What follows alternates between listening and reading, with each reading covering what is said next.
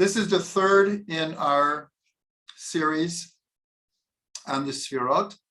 The first two classes, we tried to present a foundation for understanding where the Sefirot come from, what their names are, their importance, how they manifest themselves in the world.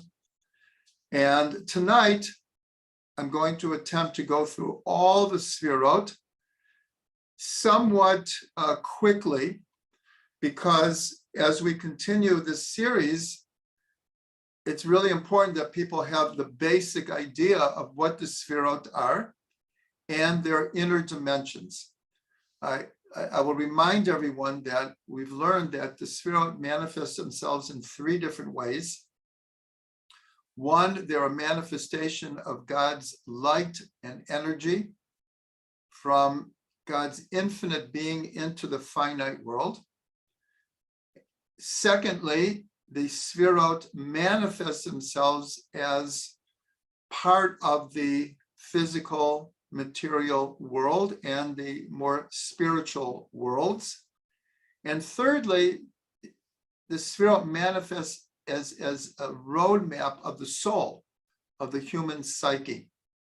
So what we're going to call the outside dimensions of the Sefirot, these are the names that most people are familiar with: Ketter, Chachma, Bina, Dat, Chesed, Gevura, Tiferet, Netzach, Hod, Yesod, and Malchuth. But then there are what are called the inner dimensions of the Sefirot, which relate very directly to the human soul and the psyche and the intellect and the emotions. So we're going to do a survey tonight. And the best thing I can do, not because the share didn't work for us, so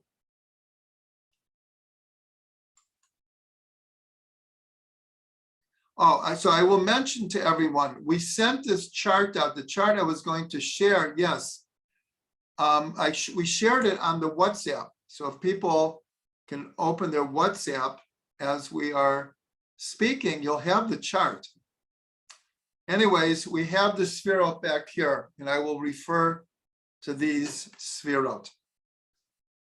Okay, so here we go. We're going to, as I said, this is going to be a quick overview, so everyone will have a sense of what the Sefirot are and a little bit about them. So in future classes, we'll have what to work with. So we're going to start with Ketter, the highest of the Sefirot. Ketter means crown, and similar to, let's say, my kippah that sits on my head. The head represents the intellect. That will be Chachma, Bina, and again, there's a hidden Sphero here. That's Dat. That's the intellect. And the lower seven Sefirot, this relates to the emotional and the behavioristic, intuitive parts of the human psyche.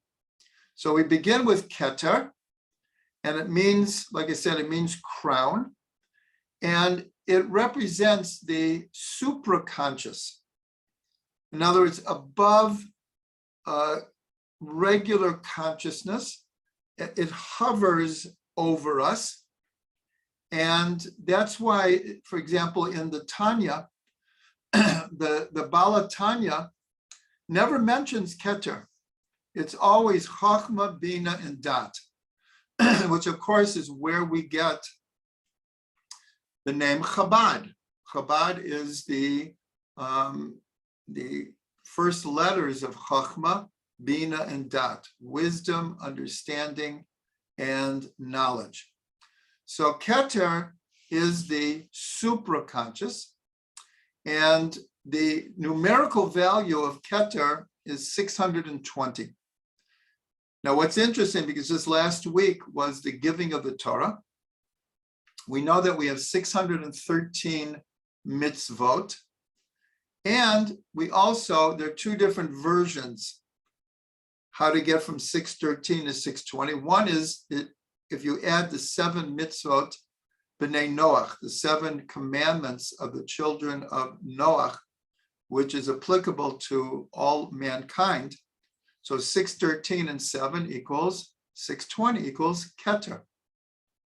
And the other version is that there are 7 mitzvot of the rabbis that have the power of a Torah mandated mitzvah. So if you add those, we have 620.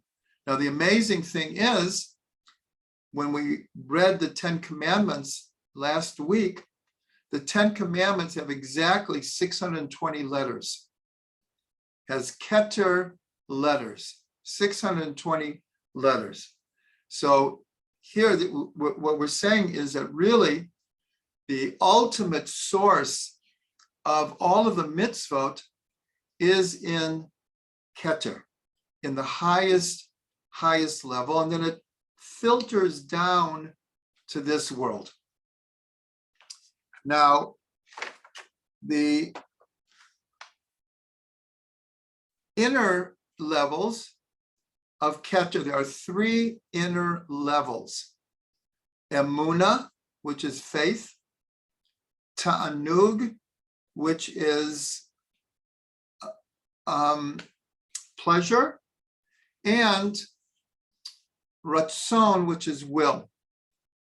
So I'm looking at the chats here, and it is pointed out that on page 600, anyone who has my book, Orchard of Delights, this chart is on page 648.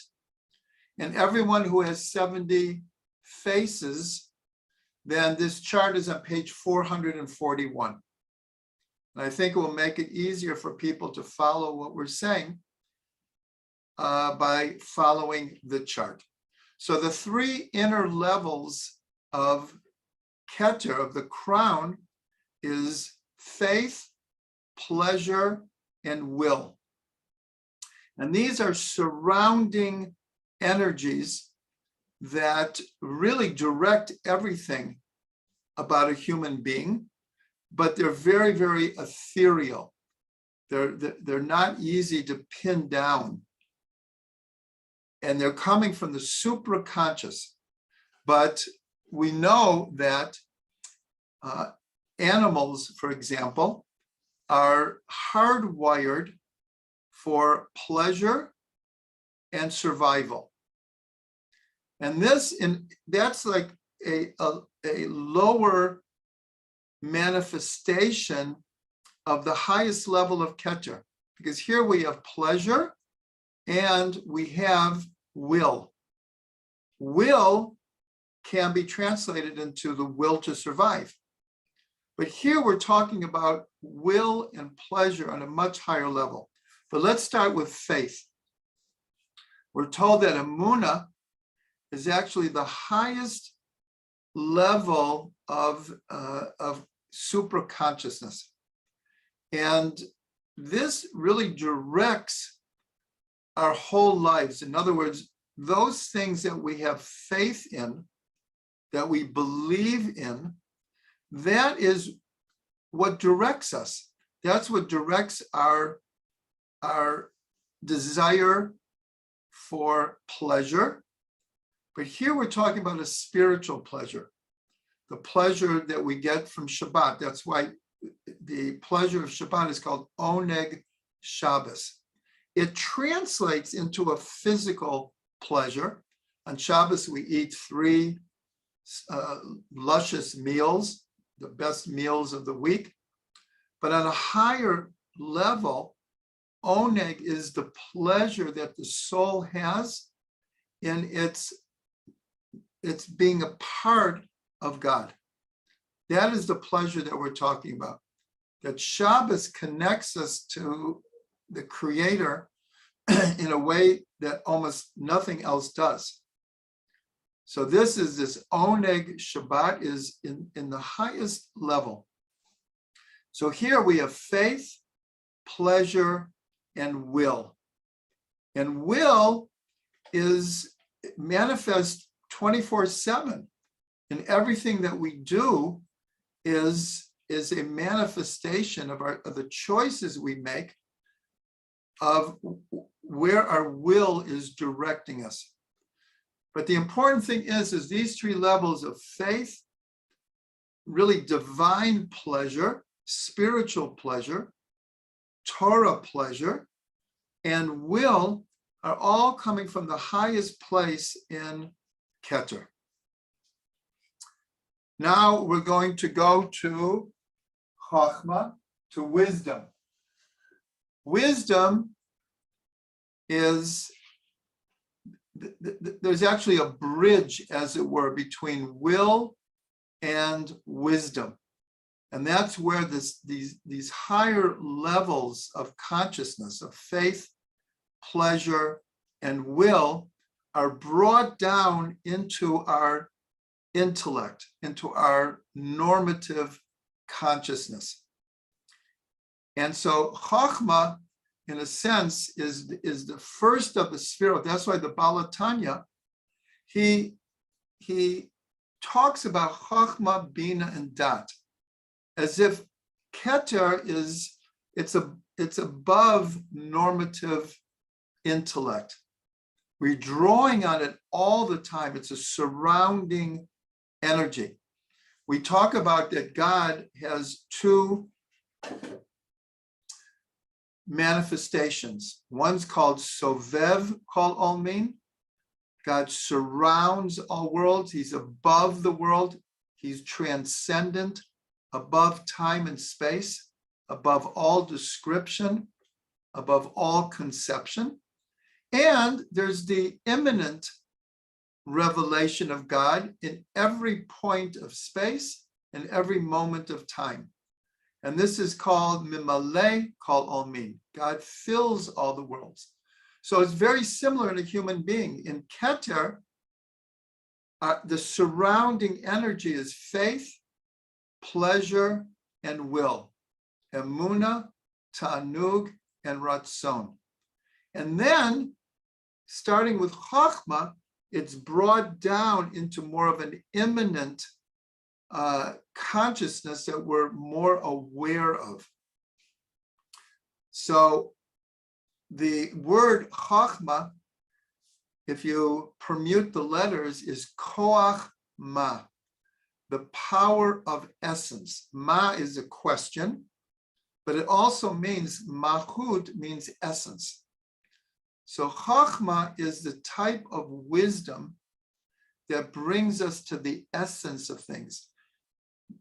Wisdom here does not mean learning a lot of facts and even mastering a profession or an art or a science. It's a much more all-encompassing type of wisdom that takes us to the essence of things. Many times, Chochmah is described as lightning flashes of insight, because they're really coming from Ketter, but being drawn down into the intellect, and like lightning bolts of innovative ideas, of, in Hebrew, chidushim, new ideas, insight, new insight. So this is all the idea of Chochmah. We say every morning in our prayers, Kulam b'Chochmah asita. God made everything with wisdom. And here, even in modern science, they're now talking about that material reality is really just encoded information. That information is the wisdom of God being channeled into this world. So every morning we say to God, you made everything in wisdom. So that's the level of Chochmah now. We also have a phrase, Torah michochmah nafkat. Torah comes out of wisdom. Again, wisdom is the bridge that's drawing from the higher levels into consciousness. That's what the Torah talks in the language of human beings. It's a symbolic language, but it's talking to human beings, but it's taking from a much higher level of wisdom in the upper worlds and, in a sense, translating it into concepts and ideas that we can understand. Now, what is the inner dimension of Chachma? According to Chassidut, it's bitul. Bitul means selflessness. It means opening oneself up to receiving a higher level of wisdom. So the selflessness is to get the ego out of the way in order to be able to contact and access this higher level of wisdom. It says in Pirkei Avot that the fence around wisdom is silence, is shtika. And therefore, we're told that meditation and prayer and contemplation opens us up and gets the ego out of the way in order for us to become channels for wisdom. Okay, our next Sphero is Bina. And before we go to Bina, I'll mention that in Kabbalah, Chachma is always called father, and Bina is called mother. And the expression is that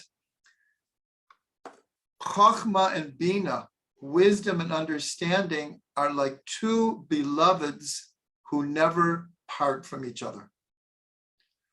Because Chachma, as we expressed, is lightning bolts of insight, but those lightning bolts of insight need Bina, the mother, to nurture the concept or the idea into reality.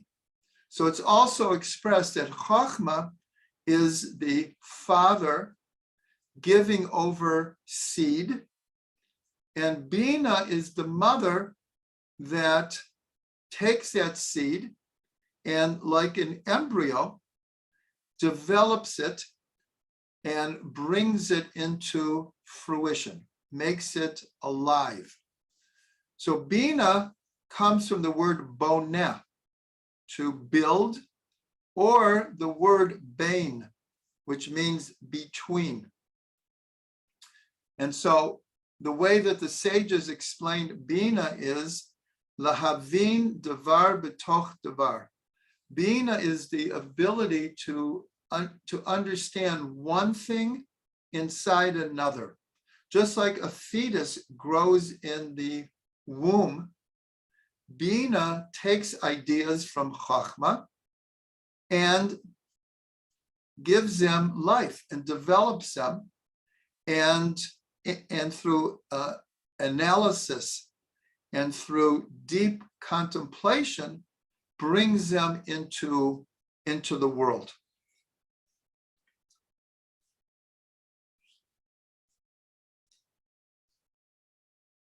The inner dimension of Bina is simcha, joy. And the verse that is always brought to explain Bina is Aim Habanim Smecha. A mother of children is joyous, is happy. So here, Bina is the mother image, and in a sense, all the lower Sefirot are her children. That is the idea of Bina. Bina gives birth, as it were, to the lower Sefirot. So this simcha is the simcha of of bringing into reality different ideas or concepts or dreams or our will. In other words, when we accomplish and we fulfill what we hope to do, it brings a great joy. Now, another dimension of the joy of Bina is the word, one of the two words that is most commonly used for meditation is heat bonanut. Heat bonanut, coming from the word Bina. And from this, we learn a very, very important thing. Even though there are many, many types of meditation worldwide, and many types of meditation even within Judaism, but the primary unique meditation of Judaism is to meditate on the Torah, to meditate on the words of the Torah, the different worlds, the levels of the soul, the letters, names of God, verses in the Torah, stories in the Torah. And when we meditate in this way, so again, it's taking from new ideas, and that brings tremendous joy. Remember in like cartoons, when someone has like a brainstorm, like the light bulb goes off in the brain. So, but this is a source of great joy. So in Judaism, meditation should lead to joy. It's not only peace of mind and connecting with inner levels of the soul, connecting with God, but it's an opportunity to experience true joy with getting into the depths of the Torah. The next Sphero is Chesed. Here we're beginning what are called the more emotional levels of the Sefirot.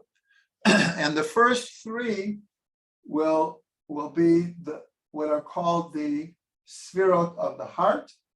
And these are called the more behavioristic, intuitive, instinctive parts of the psyche. So the next Sphero is, well, actually, I'm sorry, I'm going to go back to dot. And we don't have a circle here because according to tradition, we always talk about 10 Sefirot. So if you count Ketter, we don't count dot. And if we count dot, we don't count Ketter. Because dot is considered a mirror image of Ketter, but in, we'll call it more normative consciousness. Dot means knowledge. And dot, as you can see, it's right in the middle. And it draws down from Chachma and Bina and Ketter. And then it draws down into all the other Sefirot. So dot, of course, is connected to the Eitz HaDat, Tov V'Ra, the tree of knowledge of good and evil. Because according to tradition, the place of choice of free will is coming from dot. And this is because it's right under Ketter. It's where we draw will, ratzon, into our consciousness. But one of the greatest gifts and challenges that God gives us is the ability to make choices, to have free will. And so right under dot comes Chesed and Gevura, the two seeming opposites. And this is where choice comes in. Now, the inner dimension of dot is somewhat paradoxically is yichud, is unification. Because ultimately all dualities are Jewish consciousness is always trying to take opposites and see how they're unified. You see behind me all of the Magen Davids, where a triangle is two opposites that meet in a single point, or from above, two opposites that meet in a single point. This is the basics of Jewish logic and consciousness, always recognizing the duality of the world, the plurality of the world, but always looking for the unification. So here, Dat is, in a sense, holding out for every person to choose between this and this. And yet, if we realize that these choices are ultimately unified, that is what helps us make correct choices. So he said, so unification, and where this word first comes in as a verb is Adam yada et Chava ishto. Adam knew his wife. And we're told that that is a euphemism for intimate relations. Adam knew his wife intimately. And so we understand that, again, this is bringing two opposites together, male and female, in a unity.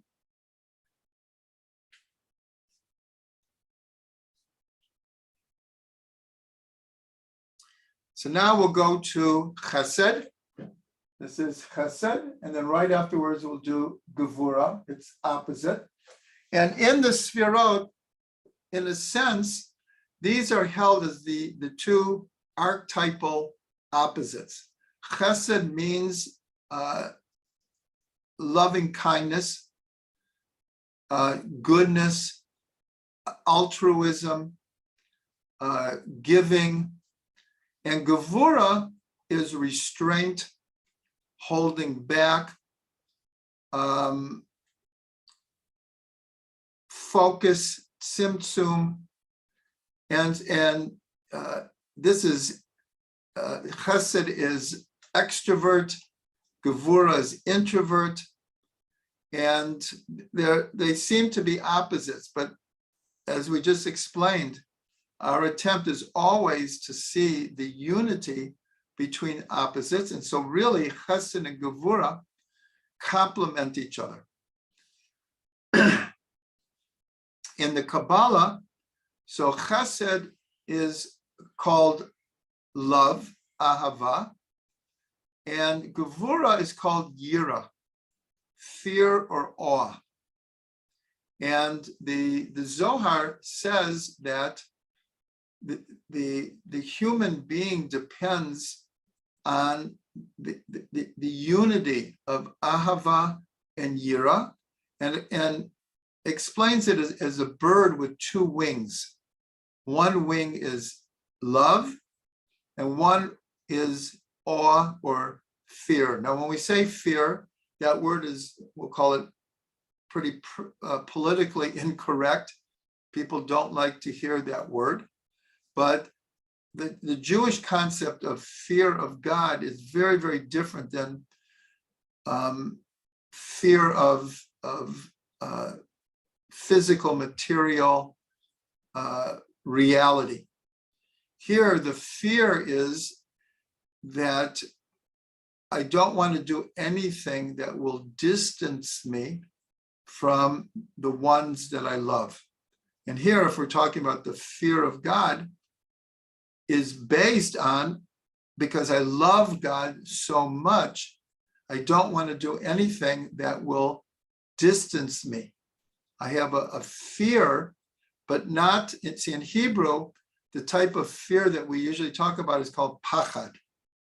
Pachad means I'm afraid.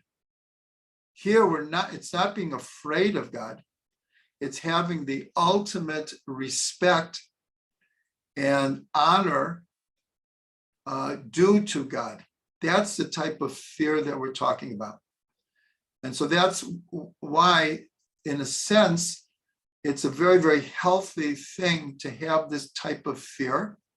And even in this world, we're told that students should have a sense of yira for their teacher, or their Rebbe, or their Rebbitzin, or for our parents.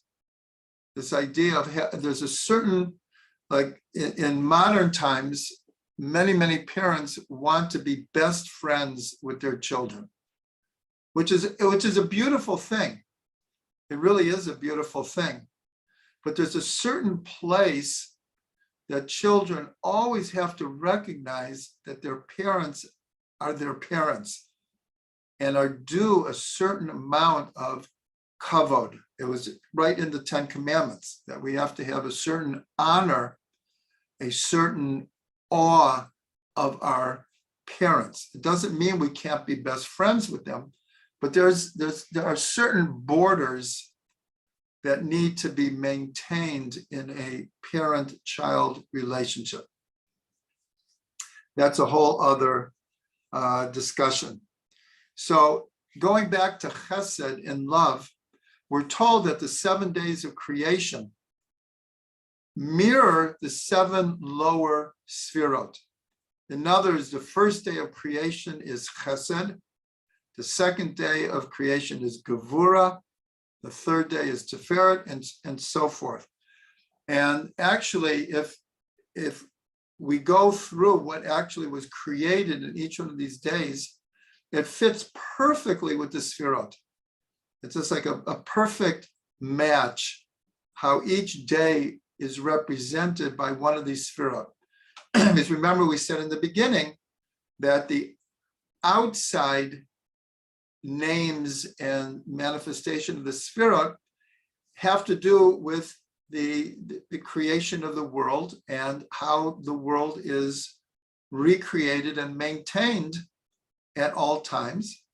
And the inner dimension is how it affects the soul. So the first day of creation is chesed, and Rashi points out, and others as well, and it's very, very similar to the idea of the Big Bang, where Rashi says that everything that would ever be created was already created on the first day. And then it's just a manifestation, a progression, a flowering, a unfolding of all of the energies that were all there on the first day. That's why the first day is called Yom Echad, day one, because in this oneness is found all of creation. But this affects to the idea of love, is that God creates the world from a place of love. And this love goes with all the rest of creation, goes with all the other days. And Gevura, sometimes Gevura gets kind of like a bad name because it represents judgment, it represents borders, it represents like law and order. But where would we be if there were not laws of nature? We obviously could not survive. The laws of nature, in a sense, is the greatest chesed that God could do. That's the only way that the world can exist, is that they're dependable, regular laws of nature, and there are borders and there's definition, and that is what creates the structure that allows worlds to exist, to life to exist. So Gevura, too much love, unbridled love that has no borders, is not a positive thing. There have to be borders. If no borders, you end up in adultery. end up with all kinds of not positive manifestations. Incest. There has to be borders to love. And so Gevura is what gives Chesed its right balance. So now we go to Tiferet, right in the middle. It's literally in the middle of the Sefirot, from above to below, and from the two sides. And Tiferet is translated as beauty. And it's a type of beauty which means harmony, integration, synthesis. That's the type of beauty that we're talking about. It's the ability to take Chesed and Gevura and to create the right balance. Now, what's interesting is that the root for Tiferet is Pe'er. Pe'er means beauty, one of the words for beauty. But if you take those same letters and permute them, it's the same word for Rofeh, for healing. And this is a whole other subject, but this is a tremendous hint to the secret of good health is a balanced diet, balanced exercise, a balanced consciousness that doesn't allow us to be in stress all the time. And that's the secret of good health. It's just everything is just the right measure. Not too much of this, not too much of that, right in the middle. That's the type of beauty that is manifest in the body when there is balance. Tiferet is the heart. Even in the Sphero, it's the heart. All of the Sphero really is the structure of the human body. We haven't pointed that out, but in the Zohar, Chesed is called the right arm. Gevura is called the left arm. Netzach is the right leg. Hod is the left leg. This is the head. This is the spine here. This is the sexual organs. And Malchuth is like the feet, but it's really connected to actually the mouth. So the structure of the Sphero is the structure of the human body, and Tiferet is the heart. And so the inner dimension of Tiferet is called Rachamim, compassion, mercy. Sometimes Chesed is called mercy, but Tiferet is Rachamim. It's the depths of the heart, the ability to empathize with other people and people's situations in life, and to actually act upon that compassion. And so compassion is giving too much sometimes is not good. Holding back is not good. So too much chesed or too much gevura, it needs to be balanced in Tiferet. So Tiferet is the balance of chesed and gevura, and it's manifest in rachamim. Now we're going to Netzach, which is right here. As we said, it's the right leg. And Netzach means victory or eternity. In modern Hebrew, the word for a conductor in an orchestra is a minatseach. And actually, we have that word many, many times in Psalms. So Netzach, these last four are called the powers of behavioristic powers, instinctive powers. Meaning, up here we started with wisdom, understanding, and knowledge, chachma, bin, and dat. And then we went to Chesed, Gevura, and Sefirot. These are the heart of the emotions. And as we move down in the Sefirot, it becomes, as it were, more, not practical, but it's drawn down more into actual action. So Netzach, as conductor, is the power to take the different energies of the Sefirot and to orchestrate them so they can actually be manifest in the world. The inner dimension of Netzach is bitachon, which means confidence or self-assurity. And so this is a very, very important idea, because up to here, we had the intellect, we had the heart, but starting with Netzach is, again, the ability to translate all of that into a self-assured person who's able and willing to put their ideas and their beliefs, going all the way back up to Ketter, their beliefs, and to channel their will into practical reality.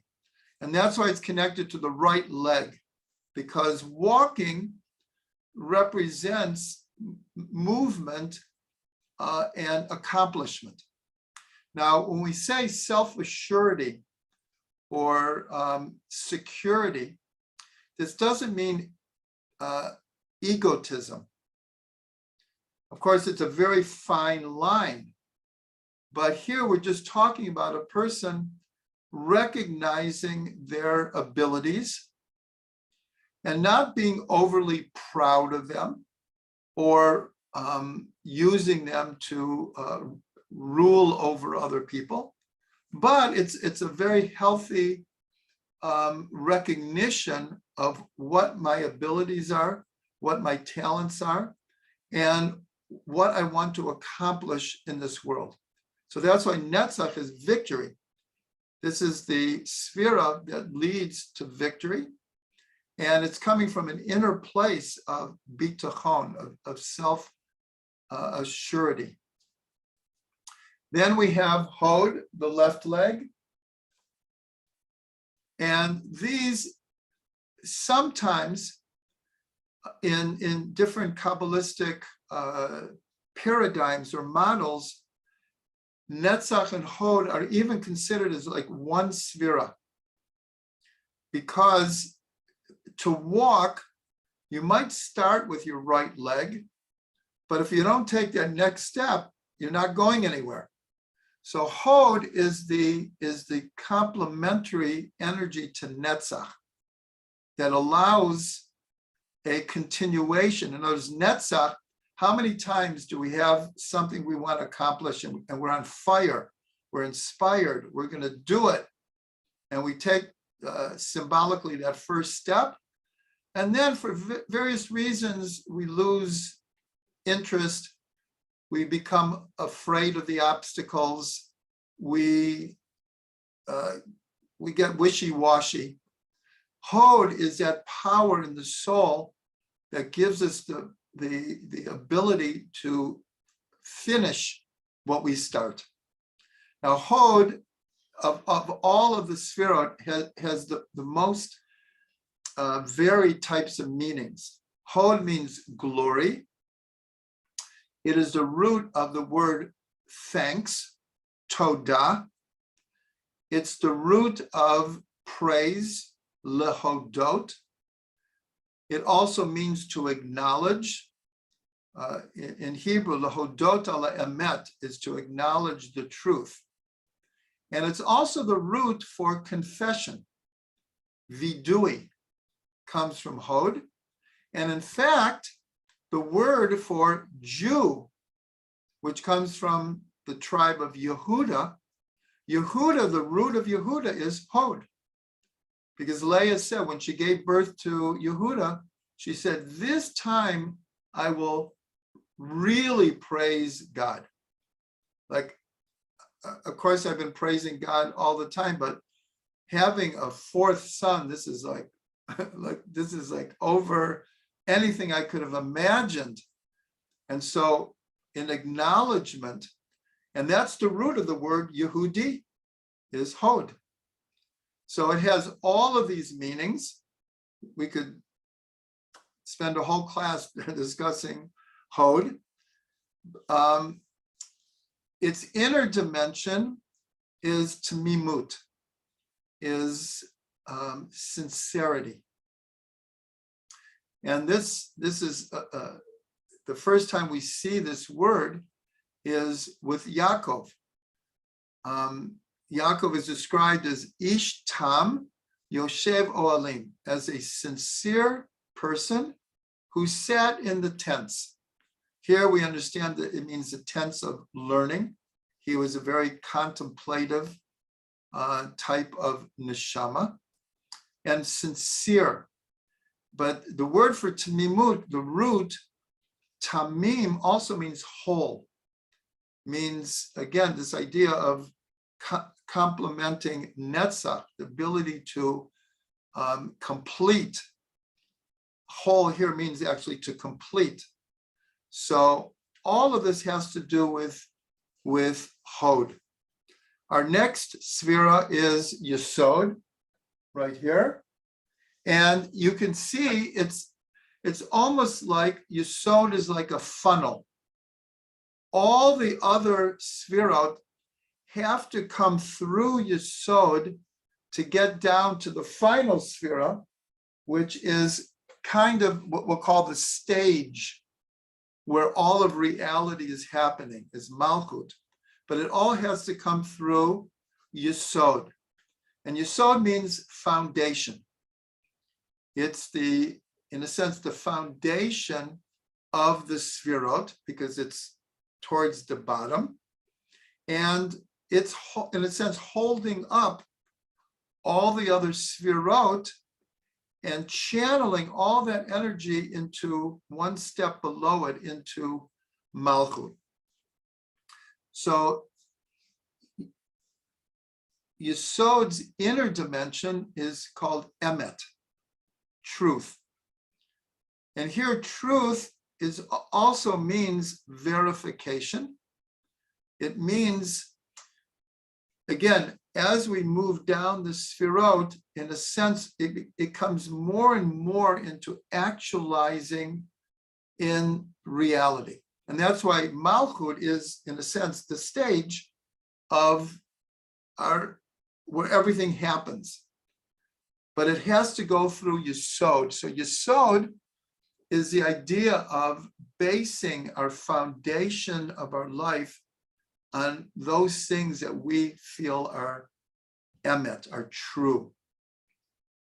And that is a very deep understanding of how to live life, not like from moment to moment, but that we establish a foundation based on truth, and then everything comes from that. Yesod is always connected to what's called the tzaddik, the righteous person, because there's a verse, tzaddik yesod olam. The tzaddik is the foundation of the world. And because we have this idea that each one of us has a point of the tzaddik within us, there's also tzaddikim, great righteous people, leaders of the generation, or sometimes hidden leaders. We have a tradition of 36 hidden tzaddikim that are holding up the world through their good deeds. But each one of us has a point of the tzaddik, and that's the point of that our foundation is based on this point of goodness, of realness that each one of us has within. Yesod is also always connected to sexuality because, as we explained before, each of the Sphero is connected to a part of the body. And Yesod is connected to the sexual organs. But here, sexuality is more than just sexuality. It means fruitfulness. It means the ability to give birth to reality, to take all of the energies from the upper Sefirot and to actually give birth to them. Just like we said, Bina gives birth to the lower Sefirot. And here we're getting towards the end of the Sefirot. Now it has to be brought into fruition. And therefore, Yesod is also very connected to creativity. This idea of, again, taking all of the energies of the Sefirot above it and being creative with these energies and to bring them into the world. The final Sphera and the bottom is Malchuth, which means kingship. And as I said already, this is like the stage. This is the place that everything gets played out, is in Malchuth. And this is a place of leadership. And we're not talking about just political leaders, that each person has the ability to lead, even if it's only themselves, is to lead. Parents are the greatest leaders to their children, the greatest teachers of their children. This is also called accepting upon ourselves the yoke of heaven. The yoke of heaven is God is king. And it's in Malchuth that the expression is to accept Malchuth Shemayim, the kingship of heaven in our daily life. This is the secret of saying 100 blessings a day, where we say, blessed are you, God, King of the universe, where we accept upon ourselves that God is ruling over us, but that actually gives us power to be leaders in our own right. Now, the inner dimension of Malchuth is somewhat paradoxically, at least it seems like it, but it isn't, is Shiflut. Shiflut means lowliness. Here we mean existential lowliness, a sense of humility in our relationship with God. Lowly does not mean being a floor mat. It just means a honest acknowledgement of our whole being in relationship to an infinite creator. Now, we didn't discuss the different personalities that are connected to the different Sefirot, but I'll mention it now because I want to end with David. But Chesed is always associated with Avraham. Yitzchak is Gevura. Yaakov is Tiferet. Moshe is Netzach. Aharon is Hod.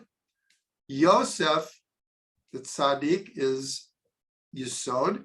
And David HaMelech is Malchuth. And I wanted to explain this because to understand Shiflut, David was an incredibly strong, forceful, assertive leader.